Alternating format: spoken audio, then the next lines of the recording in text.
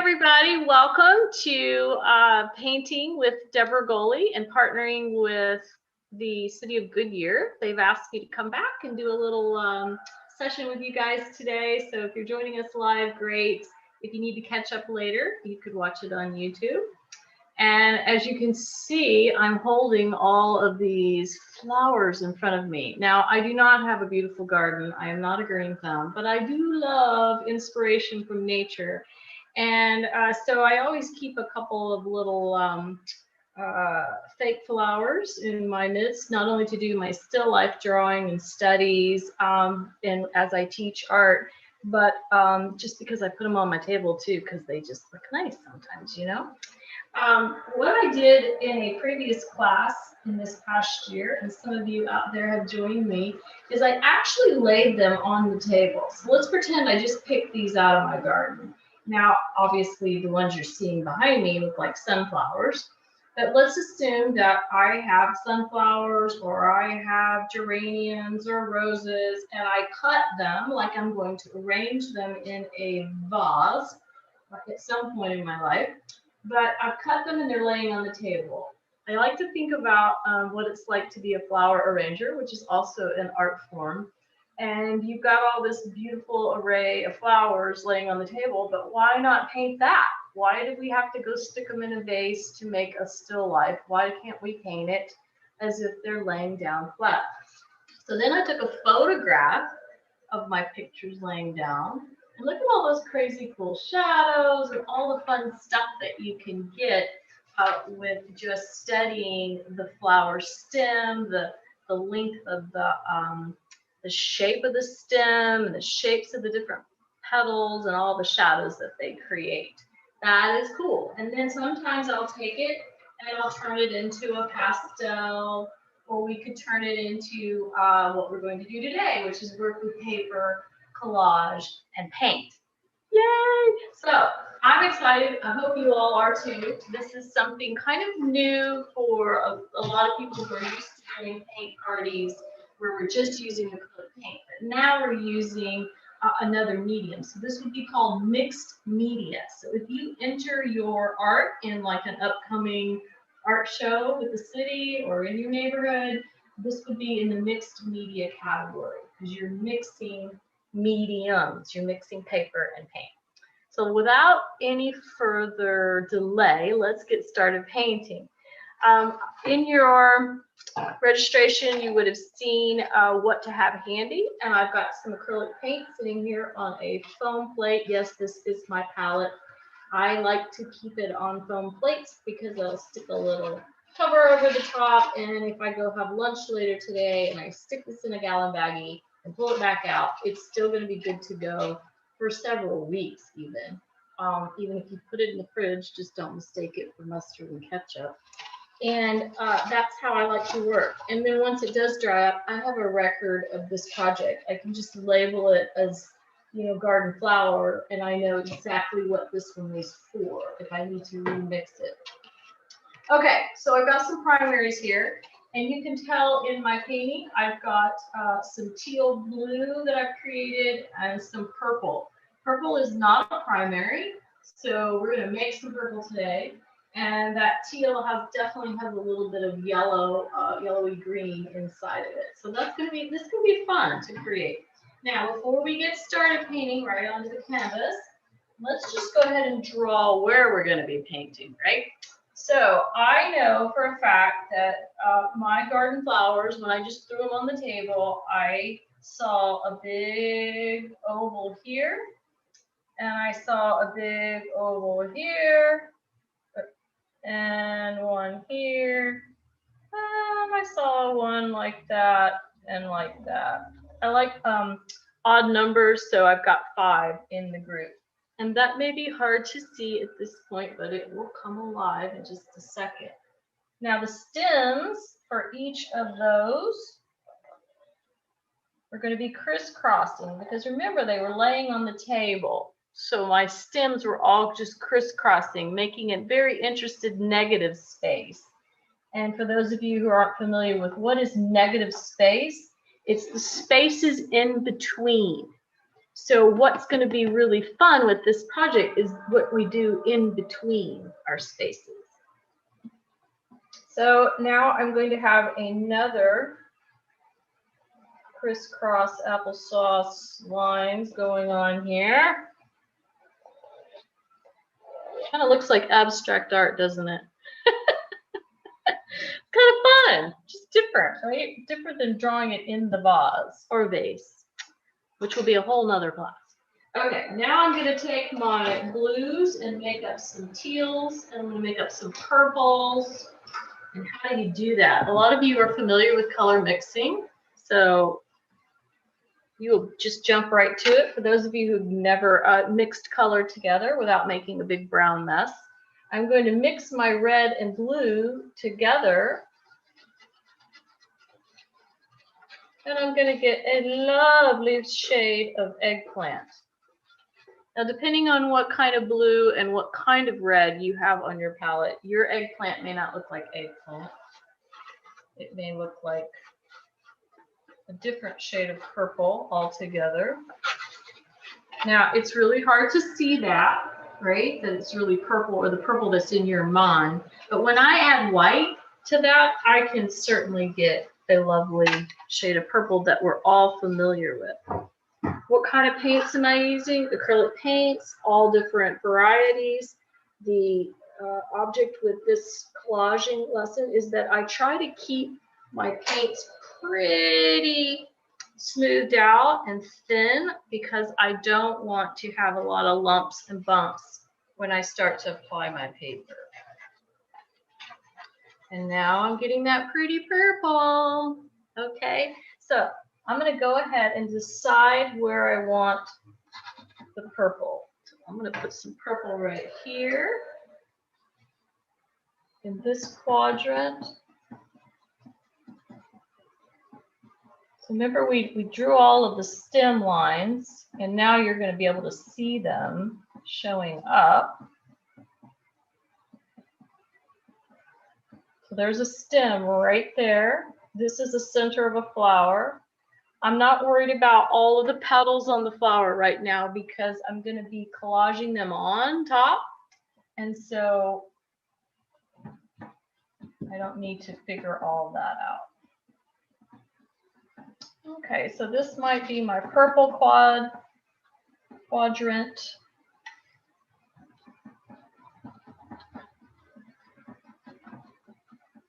And then I'm going to do a teal one next to it. So I'm kind of making that cool background. And I don't mean like, you know, are you really cool, but cool versus warm. So on the color wheel, which I have right here in front of me, these are all our cool colors. Purples, blues, and greens. So I'm creating a cool background for my otherwise warm flowers because the majority of flowers definitely have the warm tones to them, oranges, reds, pinks. So my flowers are going to be the warm thing that are going to pop off the page, and my cool colors are going to recede. So that's why I chose to do a cool background. If you want to be warm on warm, warm flowers on a warm background, that is fine too. Okay, how do we make teal? Oh, I love teal. It's so pretty.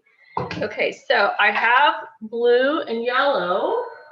So I'm going to mix those together. I better clean off the purple off of my brush and my palette knife. This is a palette knife, by the way. Sometimes they come in your paint set, but you could just use a little plastic knife. You don't have to get so fancy unless you just want to play the part. Okay, so I got my yellow, got my blue. I'm going to make green.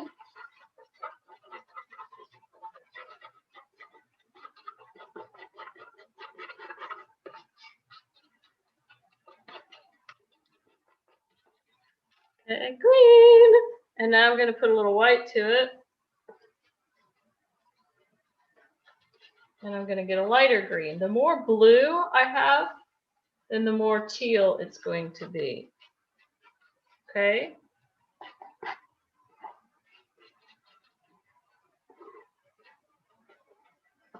So it's kind of not equal parts blue and green. You kind of got to get it to the like the level of teal that you want, or that kind of green. So I'm going to take another brush so I don't have to wash them with you guys.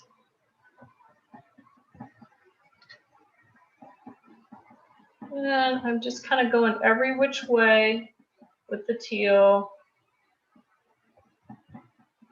But I want to get it smooth enough because I do want this to dry before we're done today. So we're ready to collage.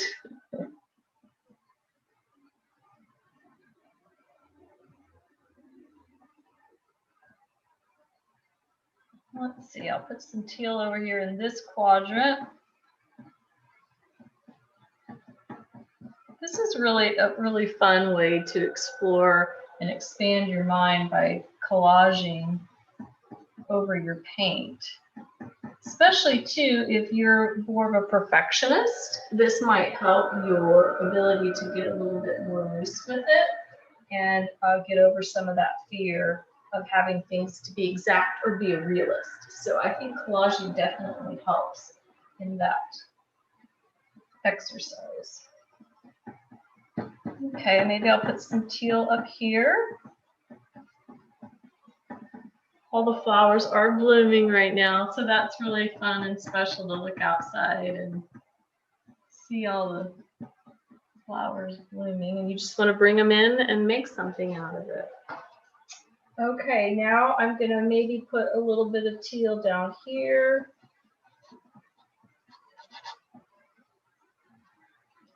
And then I'll go back and put the purple in the other spots. Again, try to keep it pretty thinned out. Don't make it so thick on your canvas. All right, I'm going to go get some of the purple and stick it in these little spots.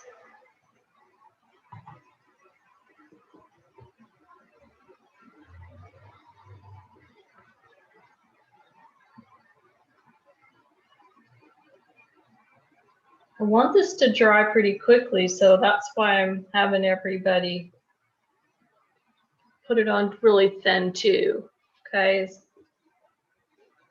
as well as we want to be able to collage right over it as well. You can notice I'm working on a gallery wrapped canvas this time. Sometimes I work on just a flat panel, which might be easier when you're applying collage papers. You might want to cover the edges. I like these gallery wrap because they're just ready to hang when I'm done. But that's the only reason they're convenient for me. Some people don't like to spend all the money to frame things. Okay, I almost got all my colors on there. I'm just kind of brushing in every direction. It's the background, so it doesn't need to be directional.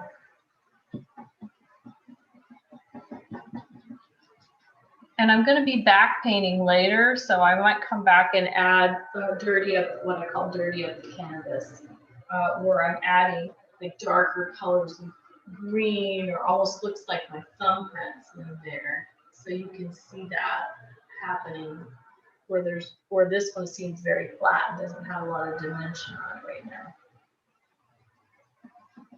Yay! Pretty easy. You could do this project with your family. I try to keep things very easy but unique, maybe something you haven't tried before. Okay, you're looking at this going, oh my gosh, it looks like I'm in science class with all these little, sticks with balls on the end of them. But it's really going to be placement of where my actual middle of each of my flowers is going to be. I chose the sunflower because of the big head that it has, if you look at one. And I love that we can just cut a big circle or oval and place it right there in the center. I too love pattern, and I think it's fun when you're looking at paper. We're going to go through all the papers that you could possibly choose to put onto those circles. But pattern is really fun to add to your artwork. All right, we'll let this dry, and we're going to talk about paper. Yes, paper, paper, paper, paper. Okay, so I'll call this auditioning my paper. I have several different examples of things that I could use that you could use. Your notes on what to have for class suggest that you just have some torn paper or some scissors with paper, scissors to cut out your paper. And it could be from a magazine. It could be that you photographed a quilt that you really like. I happen to like this one that my mom did, and so I just keep cutting it up, putting it in my art. You could have photographed your greeting cards, right? I printed out some greeting cards that have flowers on them, but it's totally not going to look like these flowers when we're done. I just like the colors. I even bled some ink on a piece of paper. So look what I did here. I just made up my own paper to collage with. So I keep a little stack of that. There's some little morning glories in there, more magazines. And when you get really fancy, you could learn how to surface treat some paper like I did here with Citrusol. And that was really fun. But look, all of these have the red tones in them that are going to go great for my centers of my flowers. So that's what I got down here. How am I going to apply when I cut out that oval? So let's say I cut this oval out, and I'll show you how to apply it. Because how are we going to get this to stick on there, right? So let's say I cut out a oval. You could tear it too if you want to have an irregular, fun shape. Okay, so that seems just about right. Yeah, seems about right. Okay. Well, I'm going to use glue, just regular old school glue. So what I do is take one of those little cute little condiment cups that you get from the restaurant store, and you just wash out whatever was in there before, and you can reuse this. It is Earth Month, where we are trying to recycle and learn more about recycling things. And if you're in my studio, you see I recycle all the time. In fact, I just keep filling the glue with a big gallon of glue back into these little bottles. So I use half and half glue. So I squirt half glue and half water, and I mix that up. And that is my solution for applying my paper to the canvas. I use less glue if I'm applying something like fabric, and that would be a whole other class that you can learn from me about that.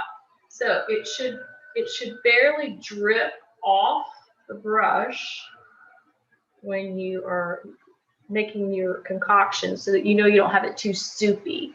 It could break the paper down too fast, but you don't want it so much glue that you get too many air bubbles underneath, and what if you need to pick it up and move it? Ooh, it might be harder to do.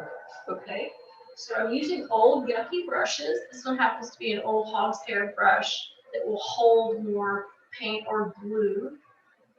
And I'm going to put it on pretty liberal. That means I'm going to put it on a lot. I'm going to put a lot of glue on here. Don't worry if it goes out into the background of teal and purple, because I need a lot of glue. I don't want to have air pockets underneath. You could lay this on the table and put the glue on the back side. Make sure that you get it all over the back side. And yes, you're going to get glue on your hands, so just know that's being an artist is messy, but a good mess. All right, I'm going to stick this right on there. I love that this piece already has a little, I did not plan that, you guys. So it already has like a grid going on this piece of magazine print. Kind of looks like my stems with the grid stuff going on. Okay, and then I'm going to go back over the top. So I'm taking the same glue concoction and I am rubbing it over the top. It's going to dry clear. Make sure that you do the edges and all around. I'm going to bring this closer to the camera so you can see what I just did. Yeah? Okay, so that would be oval number 1. Let's do another oval. Well, I got this interesting looking thing. This is kind of cute. Yes, I know. I'm gonna cut it up. Terrible, isn't it? This one, I've been working my way around the hair. On every project, there's a piece of this photograph I made of one of my mother's artworks. So I am going to. How about I cut her eye out this time? Sounds terrible, doesn't it? Oh, and guess what? I got a little torn edge. I kind of like the torn edge. You know, like when you look at flowers and you see all that frilliness or the seeds around toward the center. So I'm thinking that's going to look great. If you are using copy paper, make sure it has a little bit higher mill to it. You know, not the cheapest copy paper if you are printing out some of your images to collage with. So this one happens to be pretty thick. If you heard it rippling in the wind when I did this, then it's probably too cheap. So that's called the cheap test. Yeah, I know. If my kids were here, they'd say I'm pretty corny, but. All right, here we go. I'm going to stick the eyeball on there. It's going to become something totally different now. And I'm just going to take my brush and go over the top. Isn't this fun? Henry Matisse, you know, when he got so ill toward the end of his art career, he would collage a lot. And I think that's when it became kind of popular, when resources too were very hard to find after the war. So you could just take leaflets and pamphlets or whatever construction paper you could find, because how are you going to find a lot of paint?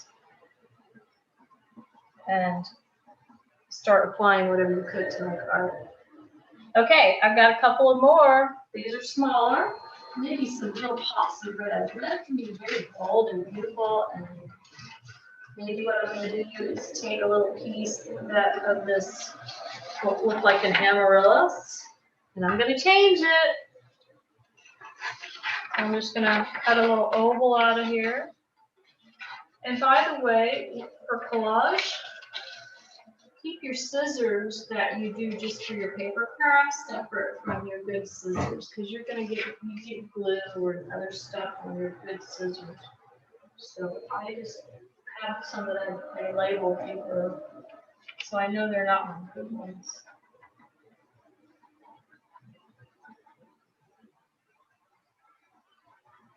Okay, I'm applying a lot of glue, and now I'm going to put that amaryllis, or nobody's going to know. It's going to totally change. I don't care that there's white edges showing and all that. That's what I'm calling back painting. I'm going to be able to cover over that, paint the edges. So it's curling a little bit, the paper, so that means I didn't have enough underneath it. So I've got to make sure I'm just brushing my brush underneath it to get it to lie flat. Okay, so there's 3 on there. Oh my gosh, what are we going to put on next? I kind of like some poppies or something in the background of this magazine cut out. So I'm just going to cut out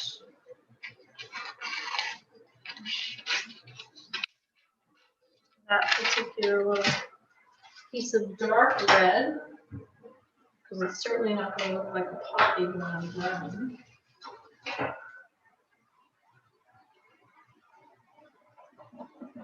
Now, if I want to make it more whimsical, I can paint these little checkerboards and stuff on top of this. You can let the paper speak to you about how to manipulate it.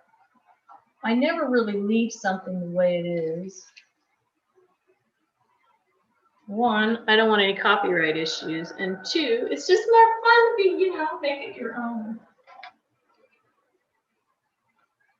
Nobody's going to know that that's a poppy from something when I'm done here.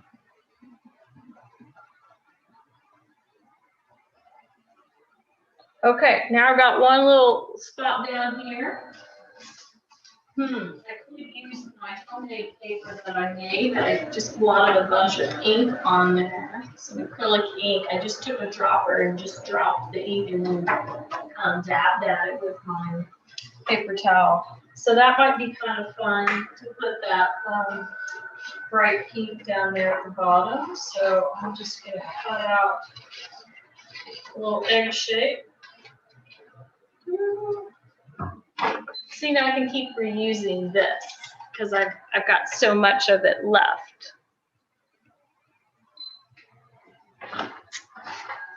All right, so let's put a spot of glue down here at the bottom. Now it's going off the edge, so I'm going to show you about edges. I'm going to stick this little piece on there.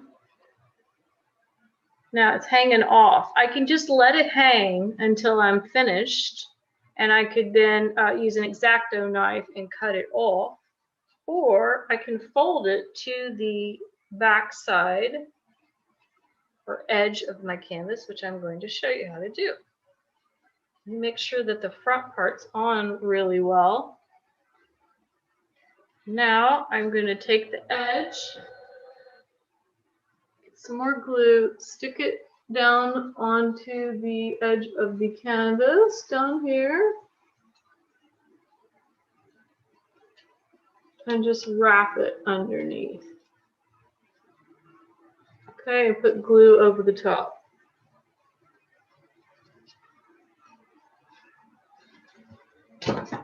And it really looks like it went off the page, which is what I want. Okay, so that's what I wanted to happen. All right, so I've got all the quadrants with the background. I've got all my centers figured out.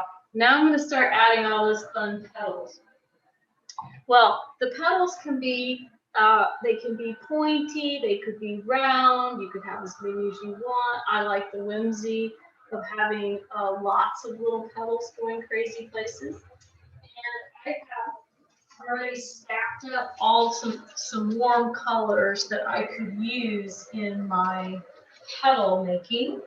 So I've got a plate of yellows, I have a plate of orange paper in multiple types of paper. You know, it could be newsprint, it could be cardstock, it could be magazines, it could be wrapping paper.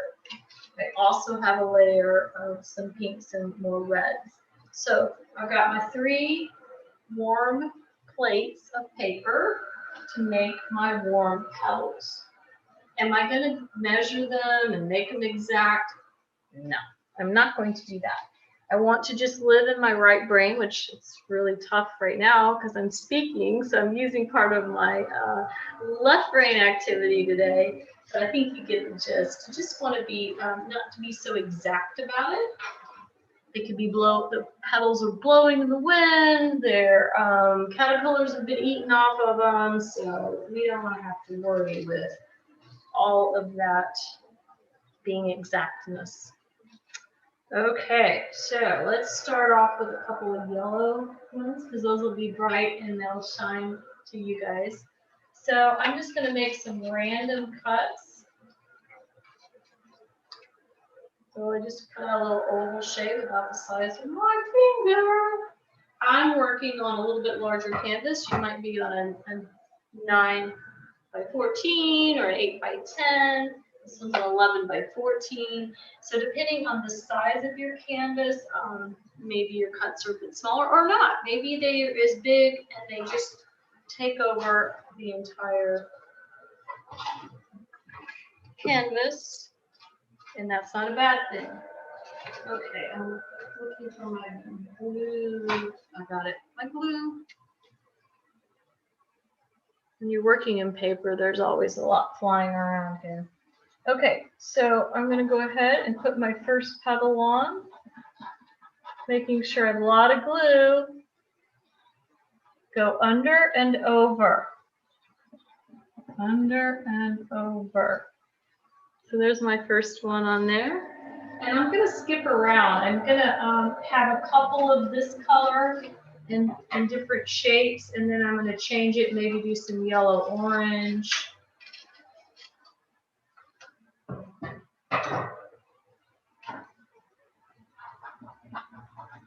You're flower arranging, aren't you? That's exactly what you're doing. You're arranging these petals in new and interesting ways.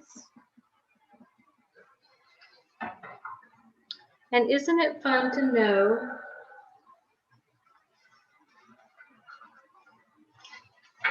a different way of looking at it, right? Than having to have them all standing straight up and down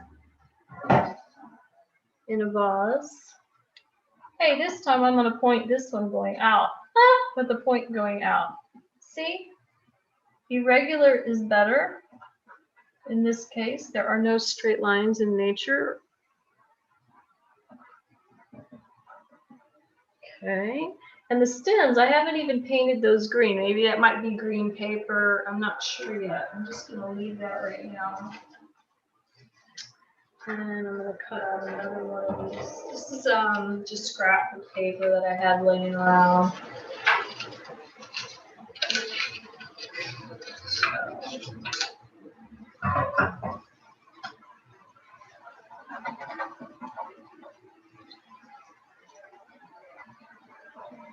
Just make sure you have lots of glue. They can overlap, by the way. They can overlap. They can be, separated. Like I've got a little tooth gap right here that might be perfect for adding some shadow in there, or maybe another petal or leaf. So now I'm going to add a little mustardy color. I don't like matchy-matchy, so I'm not making them all out of the same paper.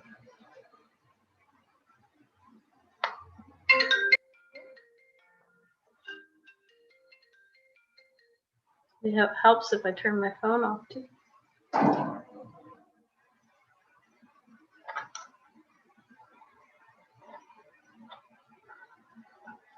That's one way to take you out of your right brain. Okay, so I've got that one on there. Maybe one that says art on it. So I love words, and you can incorporate words into your art.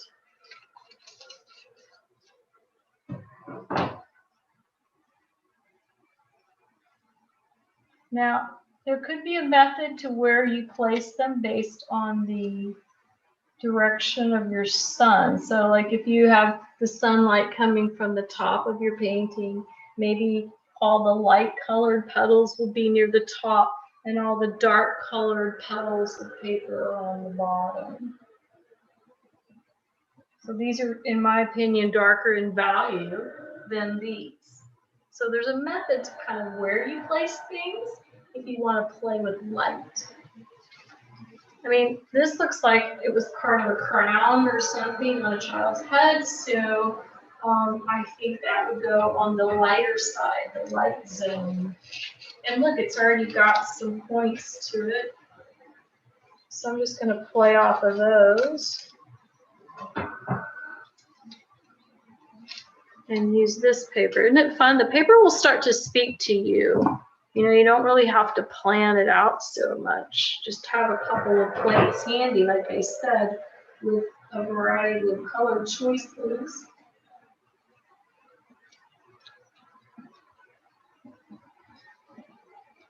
Now, because this is a very thin piece of magazine paper, I'm going to wait for this part to dry before I fold over that flimsy part. Or I could just leave it as a petal going off the page. I don't have to glue it down. So I don't want to make that decision right this minute. I'm just going to let that hang out there for a bit. Let's see, I wonder if I've got another very light colored paper. Yeah, this one is kind of light colored.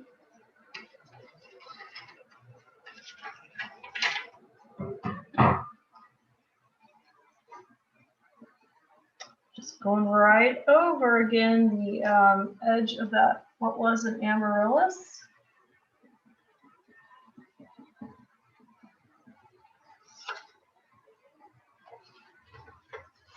And if we go back to a little more orangey,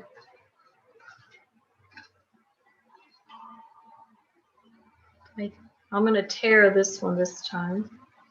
It's fun to tear paper. You don't have to cut it all the time. Because maybe a hungry caterpillar got into this one.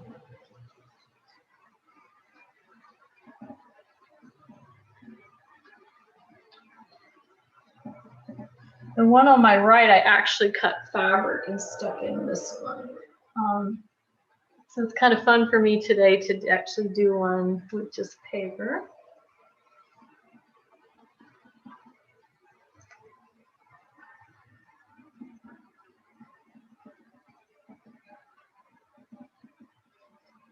So it's starting to transform. And yeah, I could have painted that, sure, but I would have had a time, you know, writing the words art or trying to make that little dot emblem in there. It would have just taken a little bit more finessing. And again, I'm not trying to be too perfect. So let's see, what else can I add to this thing? There's kind of a fun yellow.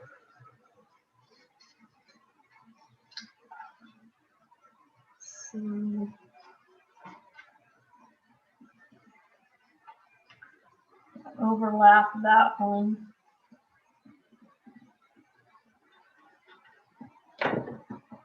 And I think I'm going to do some dark ones now over here.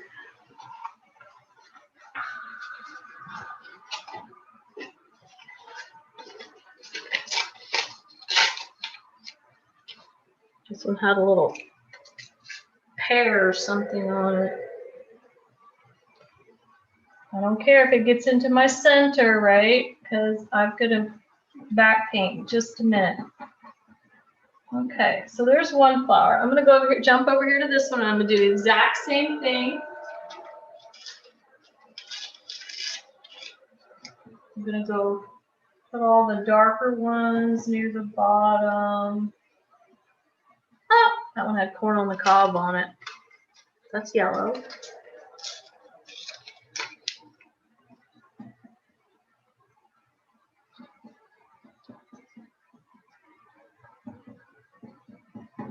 It's fun because you're picking up and playing with all this paper, and it might remind you, it might be somebody's letter they wrote to you, or you can remember the present that was wrapped in it. It's kind of fun to think about where you might have gotten all of your inspiration pieces of paper and repurpose them. Okay, so this one has a lot of orangey red, so I think that fights too much with my center, so I'm going to stay away from the things that say orangey red and stick with only the brighter.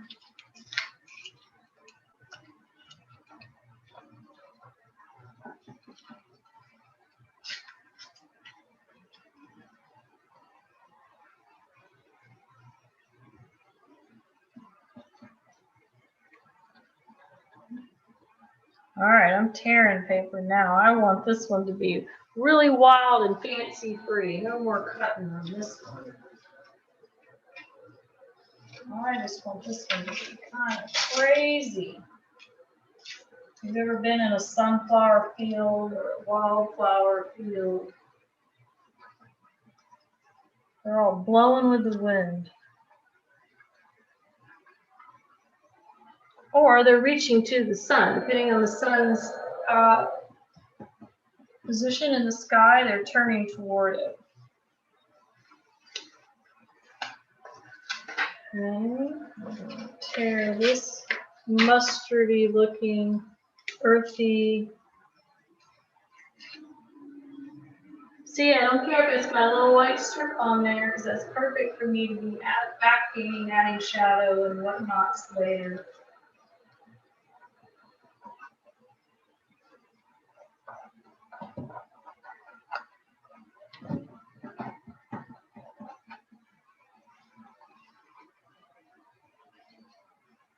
Ooh, I got some of this really cool, it looks like tissue paper or something that's got metallic gold on it. And I've been wanting to use it in something.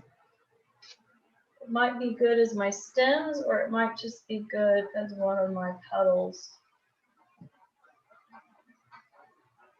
It's okay, look, that one's overlapping onto under here. The flowers, remember, we laid them on the table, so they're all falling on top of one another. So they don't have to be not touching or engaging. I think it's more important to engage with your objects that are just like when you set up a still life, you don't put all three far apart from one another. They're either overlapping, touching, they have a relationship to one another. Unless you're playing with negative space, right? When you don't want them to touch.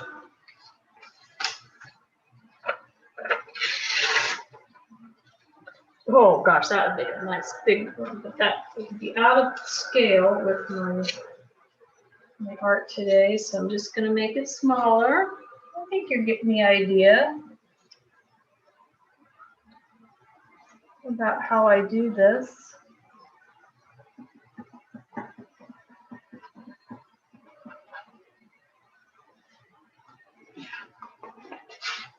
Okay, I'm going to make some smaller ones now. You're probably going to get done more quickly than me because I'm working on a bigger canvas. Notice how I'm encroaching on the center of the flower. I didn't put them outside the center of the flower because I'm going to be painting a deep dark ring, you know, so to create depth in the center of my flower. Use some of the citrusol paper.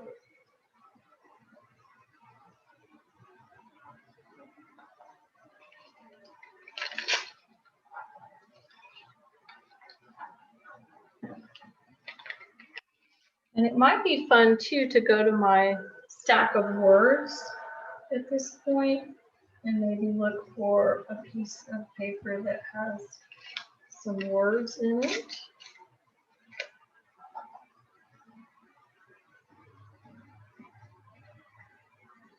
To put around the edges. I think on this one I wrote the word west because this is the west. No, I don't think I thought of that at all when I stuck it there.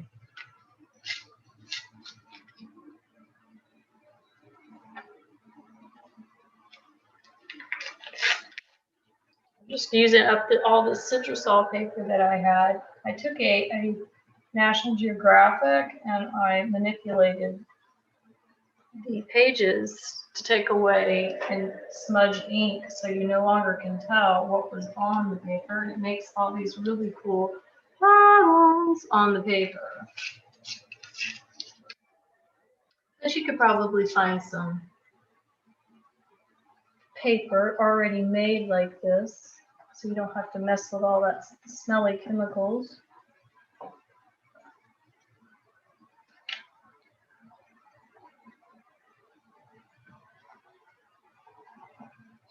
Last time we did this together, you can go back and watch the March video from this year, and you can see we did a forest of trees.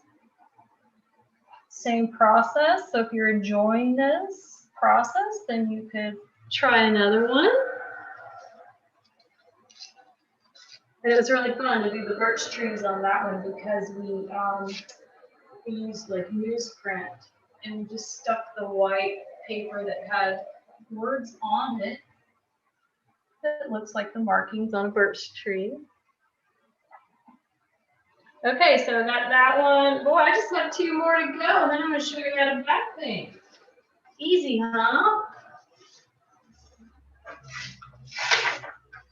It's fun. It's fun to create.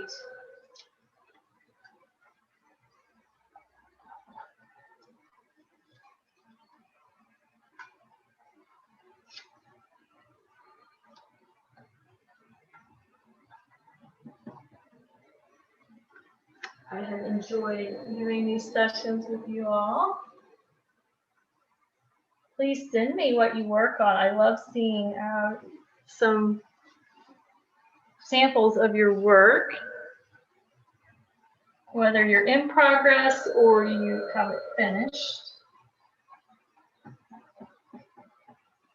You never know, it might be showcased somewhere. Okay, I'm just using up some leftover ones that are ripped out of the paper I already ripped up just now. So I'm just using these little leftover scraps to complete this flower here. There's nothing special about this flower. No special paper involved. Just leftover scraps for this one. You could put postage stamps in there. You put dress template papers in there to make more of a translucent look.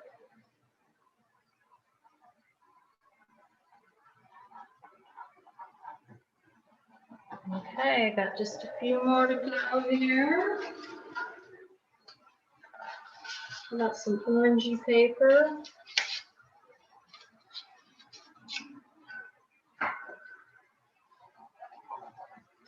Since I did bright yellow up at top, now I'm going to put a little orange down in there. Look, I'm not even bothering cutting out that little tail down there. I can paint over it. That's what's nice about paint. Okay.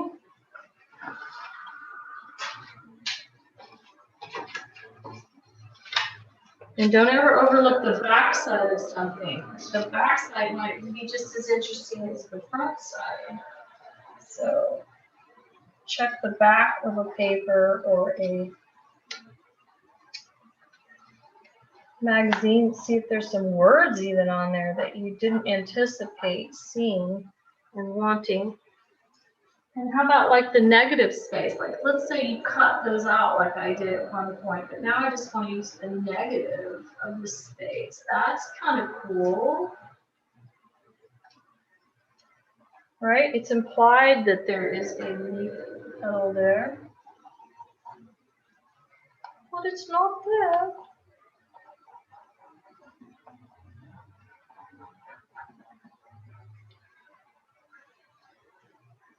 Maybe it's just a half of something.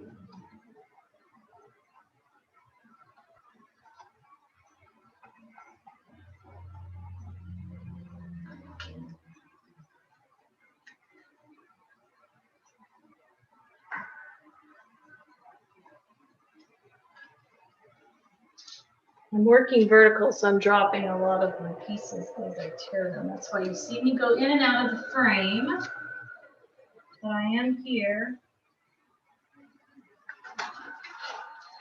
I'm just having the drops. Okay, let's get just a few more on here. How about the letter G for my name? I didn't plan that, it was just on there, and I thought, oh, that's kind of cool. We'll put it near the bottom here.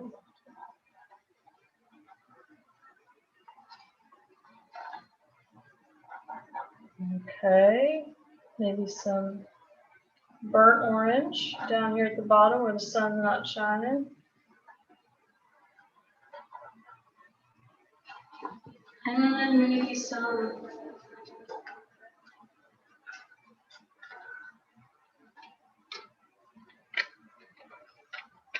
balloons. Hot air balloon. That's got some orange in it and yellow.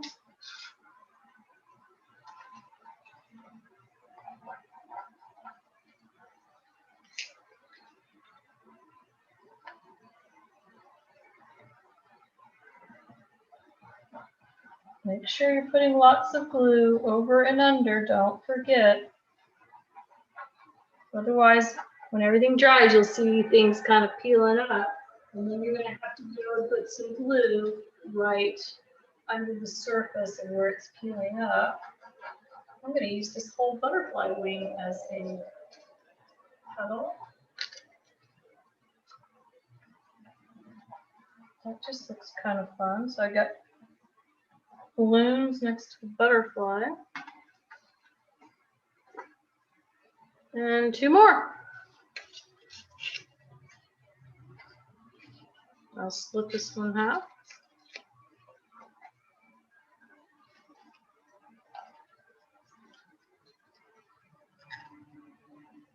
Get some more glue.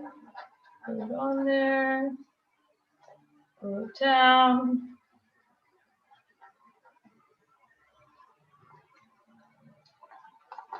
Okay, so you might even be ahead of me if you had a really small canvas.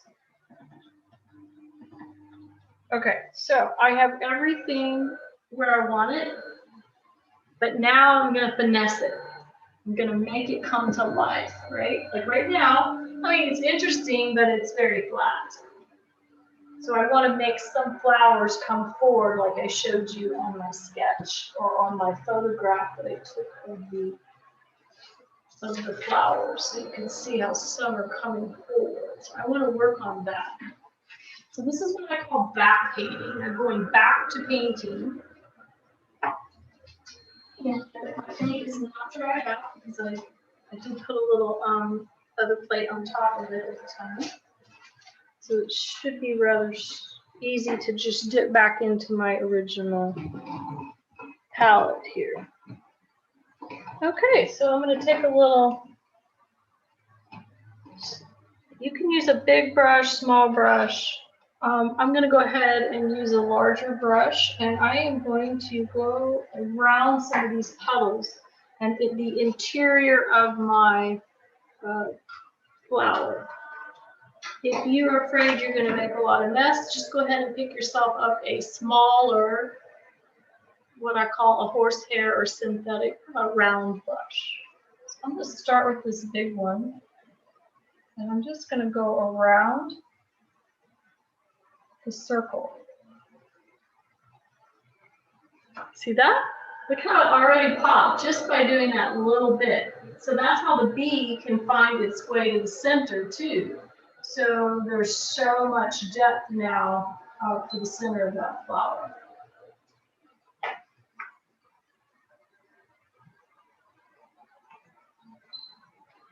Okay, let's try another one. I'm just using the purple in my brush. And I'm going to go around what was an amaryllis. It isn't anymore. I have no clue now. Okay, so just going around that one.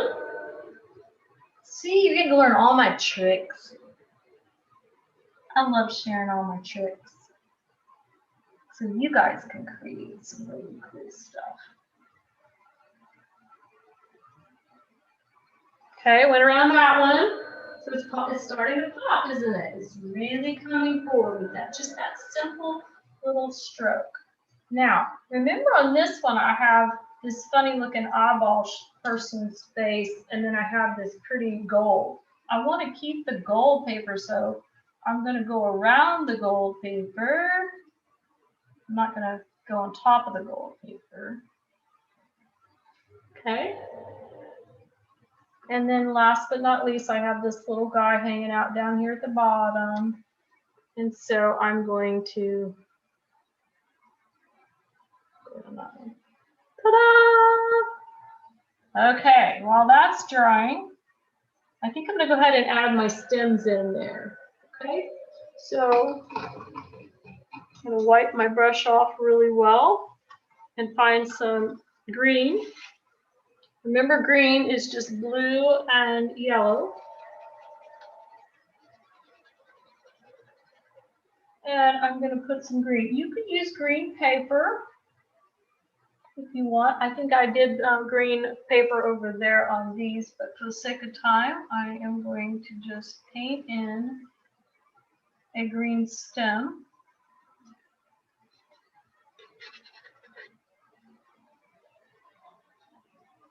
I don't care if it gets a little bit on the petals because I'm about to back paint over the petals. So.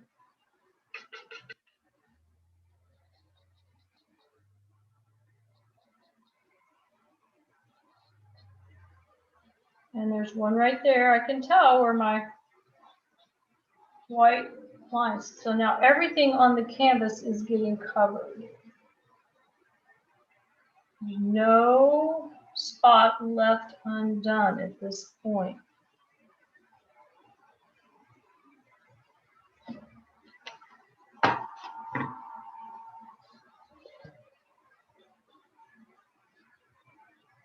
Okay. I'll put a little paint under there. Paint acts like glue too, by the way. So get a little piece of paper sticking up. You could just stick your brush underneath it and let it stick down. That's how, otherwise paint would never dry if it didn't have a drying agent in it. Okay, so we have all of our stems on there. Now I'm going to back paint around the petals. This time I'm going to switch to that smaller brush so that I can get around each of my petals without too much incident of covering up all my beautiful paper. So now I'm going to decide, oh, do I want to keep some of the white torn edge? Sure. And this petal is going to be on top of this petal. So I'm going to go around it like that.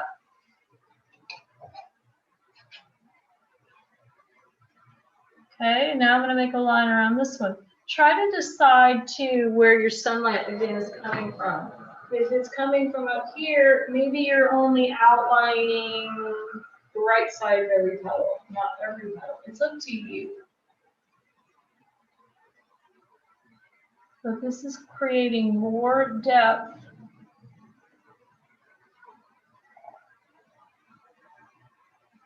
and making the petals come out. It makes me decide, oh, that petal's on top of this one.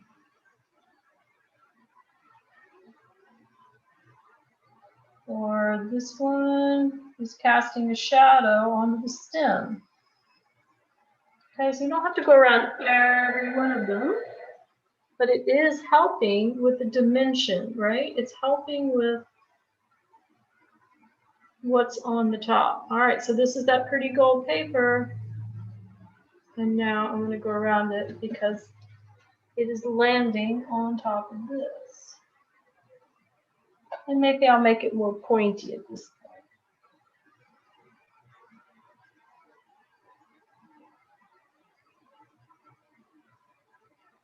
And let's see, maybe this one is on top of that one. I just have some choices to make.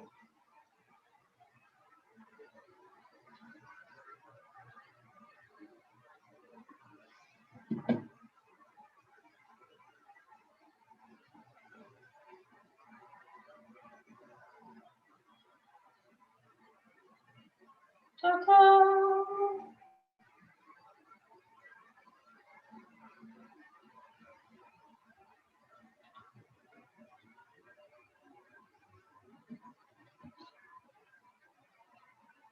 Oh, that's so fun. You get to decide, make more decisions about what to cover up, but not to cover up. Draw more points and curves.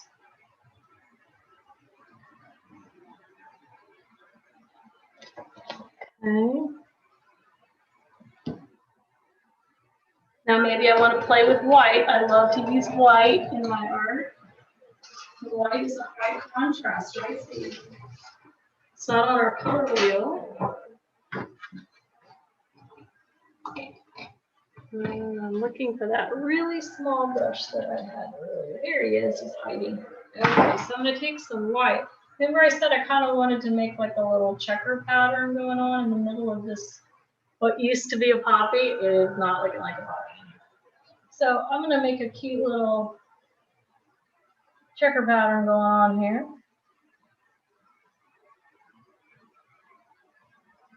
Really draw attention to it. with my skinny brush.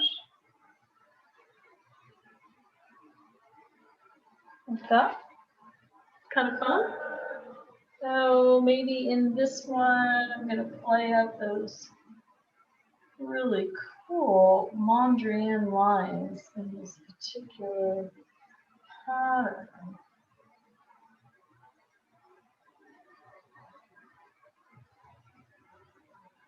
Now at this point, you don't have to get real smooth or thin up your paint. You can go on pretty glossy now. Maybe I want some of the edges of my petals to be more white, like the light's hitting the top of them. So that's adding more dimension wherever I place the white. Like it'll look like bigger torn edges by me putting more white on that edge. That's exactly how I do it. Maybe there's too much red-orange in this. I could take another color and paint over the paper and make it brighter.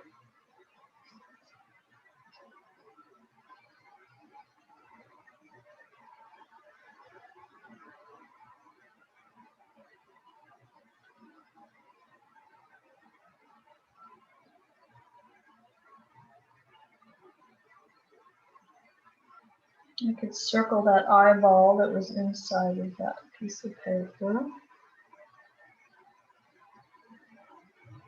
I could play up the lines that used to be in this amaryllis. And you could switch out the paint and use, more analogous pinks and purples to go in the centers of your garden variety. It's definitely a variety, isn't it?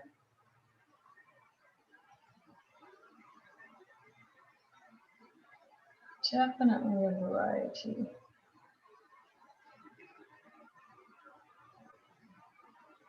Yay!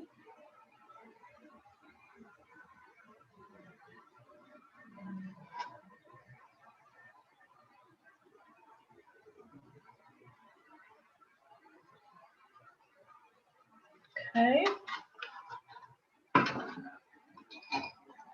Okay, now I'm going to go and do some deeper lines along my stems. Okay, so I'm going to use my dark blue mixed with a little bit of my purple. We're just doing all these little finishing touches to it to really make it come together. So I'm going to take some of that dark blue.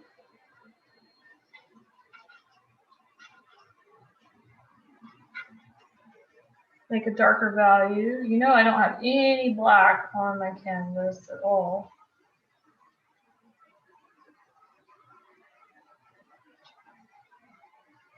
Let's see, I'm just going to use the dark blue or purpley dark blue on the dark side of these stems.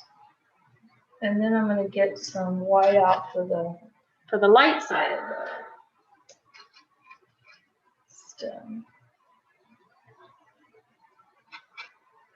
So this might be the dark side right here.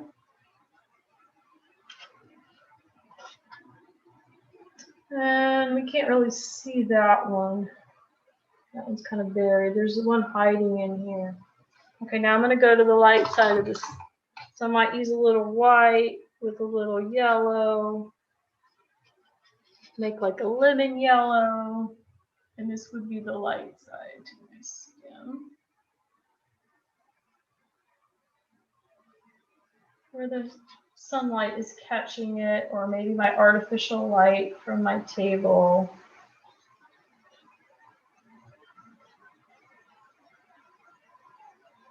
Yes.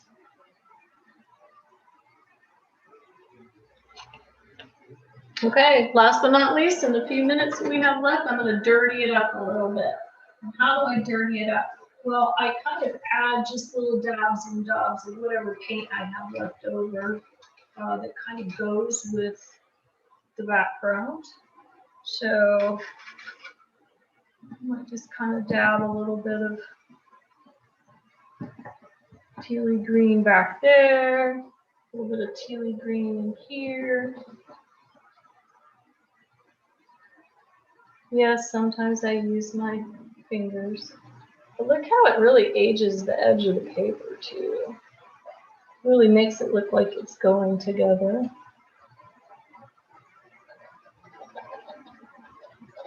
It's that little finishing touch you need to do.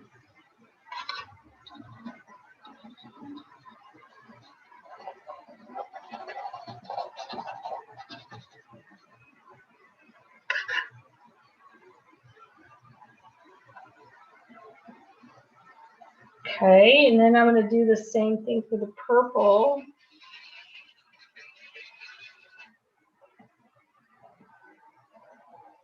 And then I might do a little bit brighter variety, meaning I'm going to add a little white.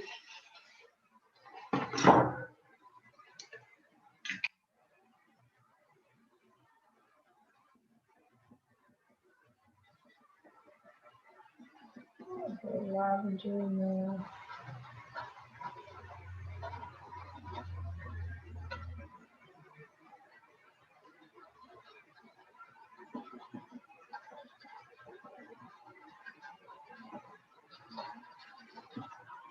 See how that just kind of brightens it and back paints it.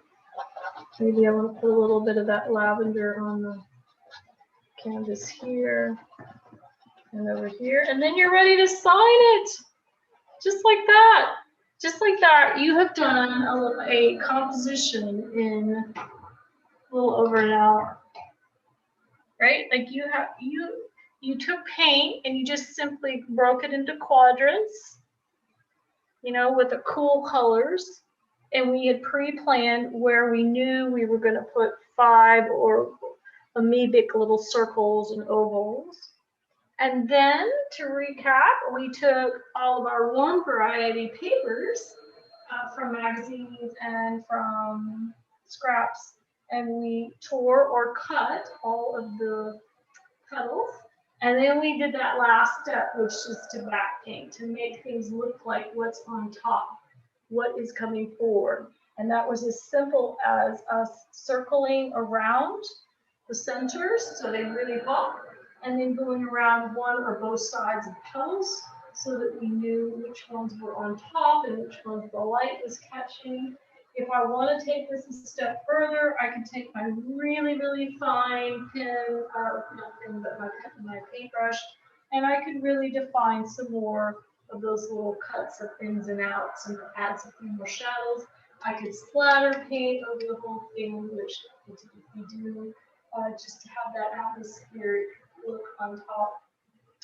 And I need to sign my work. Always sign your work. So you're also going to use a small brush. And yes, my little G kind of got covered down there, so I think I'm going to have to make a new start to it.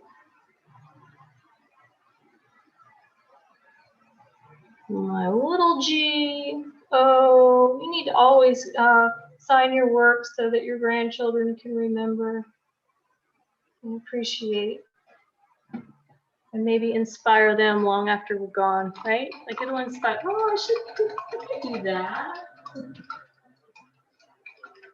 And that, my friends, is how you paint and collage. If you need to get a hold of me, if you need to ask me like how I made my glue formula or how I collect paper or how I stay organized, please feel free to reach out to me. Just put Deborah at Deborah Goodyear Art in front of this. This is my website, and Deborah at DeborahGoldieArt.com is how you can email me and send me a picture of what you've done as well. After all of this is done, I do seal it. I put a gloss medium sealer, so it almost looks like an oil painting, but you could use a matte sealer, decoupage, anything like that. It's going to protect the paper over time. And if you had some shiny papers and some matte papers, like newspaper versus magazine, then the sealer makes everything the same sheen. So that's my other tip. I'm going to wait for this to dry tonight, and then I'm going to put 2 layers of sealer over the whole top. So this one has that already, and you can tell it's got a little sheen. When I move it, you can see that the light's picking up on it, and you're seeing that it definitely has a sealer on it. And everything becomes the same sheen. I think that's important just to kind of unify your work at the end so you don't have a newspaper that is not protected and could easily get ripped and it's flat next to a really glossy piece of paper. So those are my little tricks. Protect your work, enjoy your work, keep creating because you are uniquely created. And if you have any questions, please feel free to hang on for a second and please ask me. And if you're watching from YouTube, please just email me.